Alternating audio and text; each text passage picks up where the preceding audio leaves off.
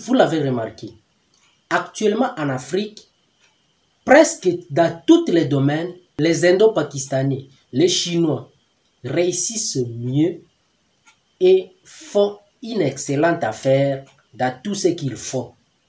Et c'est une question que la plupart des personnes ne se posent pas. Moi, personnellement, j'ai eu cette chance-là de travailler avec eux, ainsi de découvrir quelques secrets qui leur motivent, leur motivation, leur secret de travail, ce qui leur a amené à cette réussite.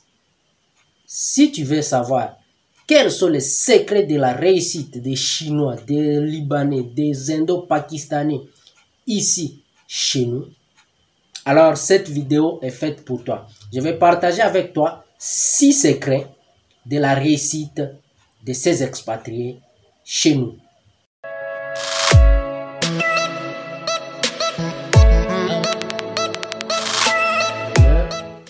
Moi, c'est Baraka Mukombozi, jeune entrepreneur de la chaîne Mukombozi Business. Une chaîne d'une jeunesse consciente pour l'Afrique qui agit.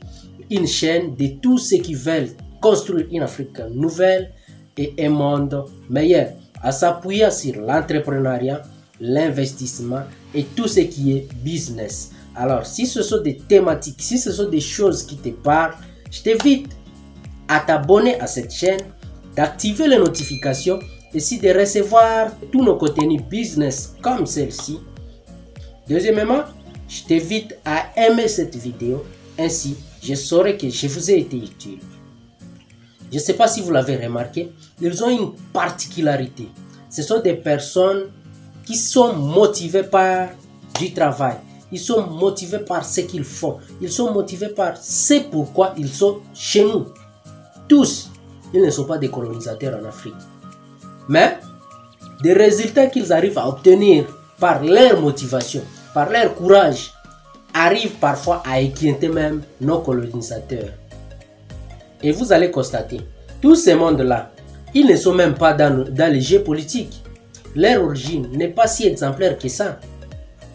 Premier secret de ces expatriés, quand ils viennent en Afrique, ils viennent pour du business et non pas pour un job. Différemment de nous. Quand il nous arrive de quitter nos pays, de quitter notre continent, d'aller quelque part ailleurs, la plupart des cas, si ce n'est pas pour étudier, on se retrouve là-bas pour aller chercher du job. Si nous voulons réellement changer notre continent, si nous voulons réellement changer les choses dans nos pays, si nous voulons réellement changer les choses dans nos quartiers, dans nos communes, dans nos secteurs, nous avons le devoir de nous inspirer de ce que ces gens font chez nous, de leur réussite. Deuxièmement, quand ils viennent chez nous, ils viennent avec cette mentalité de voyageurs. Alors, sachez bien que quand vous allez à l'étranger, vous êtes en mode guerrier. Donc, tout ce que vous faites là, il faut que vous réussissiez à tout prix. Vous devez travailler dur. Quand ils travaillent ici, on les paye à leur monnaie locale de leur pays. Tu vas remarquer que la plupart d'entre eux, quand ils réussissent, ils vont aller chercher d'autres personnes dans leur pays. Ils vont aller trouver des connaissances dans leur pays. Ils sont menés de cette mentalité de voyageur, une mentalité de travail, une mentalité de guerrier, une mentalité de celui qui est parti pour sauver les autres. Quand je parle de ça, je me souviens personnellement là de ma famille qui parfois sacrifie des choses pour que toi tu ailles en avant. Ils misent sur toi. Et toi, en retour, tu dois avoir cette idée-là, tu dois avoir cette mentalité-là, qu'il y a toute une communauté qui compte sur toi. Et c'est cette mentalité-là qui motive ces personnes. Et c'est cette mentalité-là qui leur donne du courage, qui leur permet de se réveiller chaque jour avec entrain. Ils savent saisir l'opportunité pour accomplir de grandes choses et impacter là où ils sont arrivés.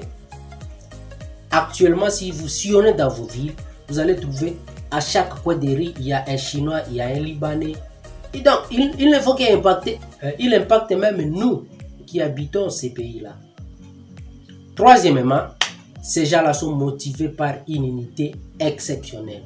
Je sais que c'est facile de s'unir quand on est à l'étranger. Il nous arrive parfois, quand on quitte notre continent, quand vous quittez votre province, vous quittez votre pays, vous allez à l'étranger, peu importe votre tribu, peu importe votre nationalité, peu importe votre origine, dès que vous êtes de ces pays, vous êtes noir, vous êtes africain, vous vous retrouvez quelque part, les gens s'unissent. Et c'est ce que ces gens-là font aussi. Et c'est ce que ces Chinois font. Et c'est ce que ces Indiens font. Quand ils sont ici chez nous, ils travaillent en collaboration, ils travaillent en unité, ils se complètent. Tu vas constater qu'un Indien ne va jamais aller acheter chez un Congolais. Dès qu'il sait que ces produits se trouvent chez son frère, il va là-bas.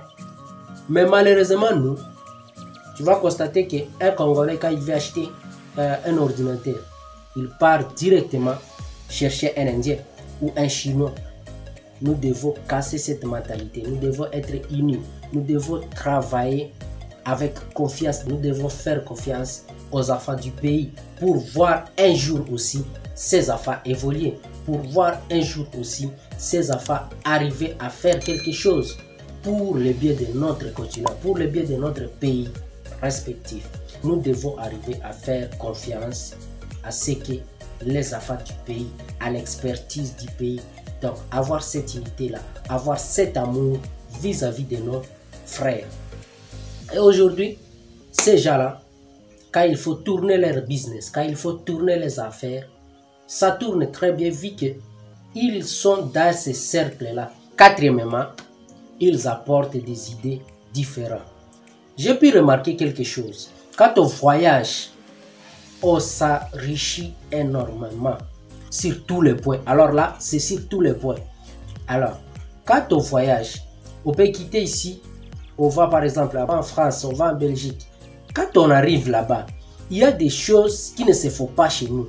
Mais nous devons avoir cette inspiration-là, nous devons avoir cette mentalité-là, de voir ce qui est bon, de voir ce qui n'est pas chez nous, et puis de l'amener, et puis de s'inspirer de cela. Nos pays sont trop cloisonnés. Je vais donner un simple exemple. Ce qui se fait par exemple dans l'agriculture à Brazza, au Congo-Brazza, ne se fait pas, est complètement différent, complètement différent de ce qui se fait en RDC, au Congo-Kinshasa. Or, si vous remarquez, ces deux pays ont des capitales les plus proches au monde, mais deux cultures qui se diffèrent complètement. Mais pourquoi? Nous devons avoir cette mentalité-là, nous devons avoir cette idée-là de s'enrichir ici. Quand on voyage, on s'enrichit là-bas, on vit avec ça, on l'implante ici. Donc, on voit notre coin faible. Ah, ok, ceci marche de l'autre côté, nous l'amenons ici. Ces gens-là, quand ils arrivent chez nous, ils voient que ces gens-là continuent à fonctionner comme ça. Et pourtant, chez nous, c'est déjà comme ça. Ils apportent leur idée. Et curieusement, ça attire. Nous devons apporter des idées différentes. Oh non, mon frère, quand j'ai voyagé, j'ai vu ceci. Je ne sais pas si ça peut t'aider dans ton business. Je ne sais pas si ça peut t'amener quelque chose dans ton business. Je ne sais pas si ça peut booster encore ton idée. Ben oui, ok, merci. J'ai pensé aussi à faire ça. Ben oui, je vais essayer, je vais voir, je vais étudier comment je peux amener cette idée-là dans mon business. Et bien, c'est comme ça qu'on évolue. Voilà, et puis, ce qu'ils font les Indo-Pakistanais, ils apportent une différence. Malheureusement, quand nous voyageons, la plupart, on ne fait que jouer aux touristes. Alors que quand tu as un regard business, tu regardes et tu améliores, tu copies, tu changes. Je pense qu'on peut aussi apprendre cette manière de faire, surtout dans le domaine du business, surtout dans l'entrepreneuriat. Il faut avoir cet esprit ouvert, d'apprendre de ses côtés et d'amener pour le bien ou pour l'évolution ou pour la réussite de votre business. Cinquièmement, ces gens-là investissent malgré les problèmes que nous avons dans nos pays. Peu importe la guerre, peu importe les conflits politiques, peu importe ce qui existe, vous allez remarquer, les Chinois, les Indiens, ils n'abandonnent pas. Ils continuent à investir, ils amènent des produits, ils font leur business. Mais toi, à la fin du pays, tout ce que tu as à faire, le gouvernement est le bibou. Oh, le gouvernement a fait ceci ou cela. Oh, vous voyez, l'état des routes n'est pas bon. Oh, nous n'avons pas de courant, il y a des délestages. oui, il n'y a pas ceci ou cela. Mais comment est-ce que les gens qui viennent de l'extérieur, comment est-ce que les Indiens, les Chinois font pour avancer malgré tous ces problèmes-là? Et ils viennent, ils construisent leur business, ils commencent à travailler, ils commencent à gagner de l'argent et après c'est toi qui commences à les envier. Mon frère, vous devez vous mettre au travail. Laissez de côté les petits soucis, les petits problèmes. Si vous ne travaillez pas, qui va changer tout ça? Si vous ne travaillez pas, qui va arriver à construire votre route? Qui va arriver à... Parfois, on rejette tout sur l'État. Mais non, vous devez changer aussi. Vous devez prendre conscience, aller de l'avant et mettre ces problèmes-là de côté. Les problèmes, c'est vous qui devez les résoudre. C'est moi qui devais les résoudre. C'est nous qui devons nous mettre ensemble pour faire quelque chose de nouveau. Hein? Et ce n'est pas quand même quelque chose qui va devenir comme une excuse. Je l'ai dit dans notre vidéo précédente. Alors, ces gens-là, quand ils viennent chez nous, ils investissent malgré les problèmes. Ils travaillent malgré les problèmes. Et comme ça, ils améliorent leurs chances. Ils améliorent leur taux de réussite chez nous. Si les gens qui viennent de l'étranger, ils mettent de côté nos problèmes qu'ils trouvent ici, il faut beaucoup d'argent à nos yeux. Pourquoi pas nous, les enfants du pays? Pourquoi pas nous, les enfants du continent Afrique? Travaillons. Mettez-nous au travail. Sixièmement, quand ils viennent ici chez nous, les Indiens, les Chinois, les Libanais, ils investissent dans des secteurs bien définis. Quand ils viennent chez nous, ils travaillent avec des expertises nationales avec lesquelles ils sont venus.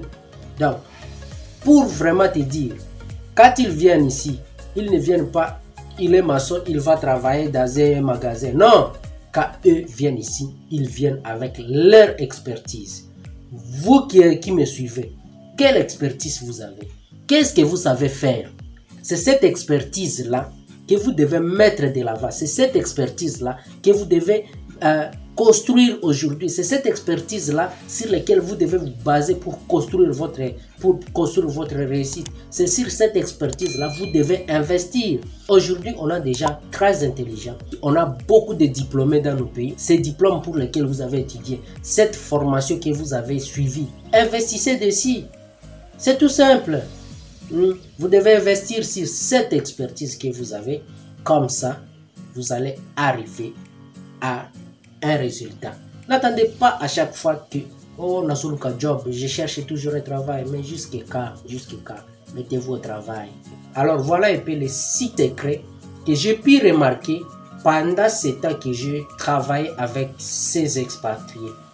Ce sont déjà motivés. Alors, mettons-nous au travail et puis réussissons ensemble dans le business, l'entrepreneuriat. Alors, comme je le dis toujours, vous devez investir jeune.